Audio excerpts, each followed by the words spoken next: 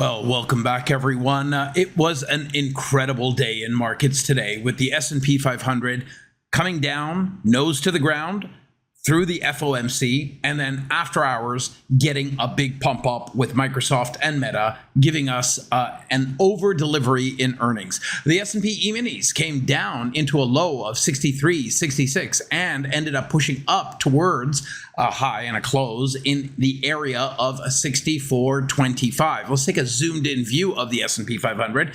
You can see that there's a couple of dashed green lines here and dashed red lines. These were our short below and green long above levels communicated to folks that were sitting in our WealthCharts live trading room and, of course, the active trader room earlier today. Now, the NASDAQ was really large and in charge, and the trade ideas that I've been focusing in on in front of active trader room members, in front of wealth charters, have been all about trend continuation when we've got the data in the rear view mirror. So the data did come in through the Fed. We had a tumultuous fall, a basing formation come in, and it was really into the very end of the day that we started to turn around in anticipation of Microsoft and Meta's earnings. And Microsoft has delivered, Meta has delivered. Meta is currently up about 9%, Microsoft in after hours. Microsoft's up about 7% in after hours, and we're currently bull flagging on the NASDAQ as a result of that. I look forward to sharing with you more insights each day in terms of how I'm taking trades in front of active trader room members, in front of wealth charters during our live sessions. I'm utilizing a confluence of tools, and I'm going to share that with you right now. Here's my trading dashboard live. That's a daily chart, a 4-hour chart, a 1-hour, 5-minute, and 1-minute chart with the triple S indicator and the Champion Trend Pack toolkit in on the charts.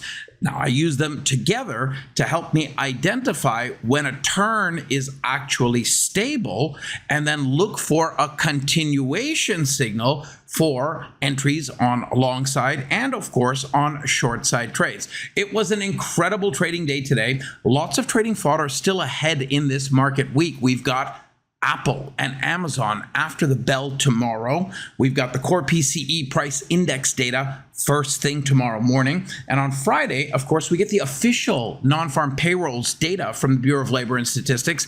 And of course, following that and prior to that as well, we've got some major energy companies giving us their earnings plays.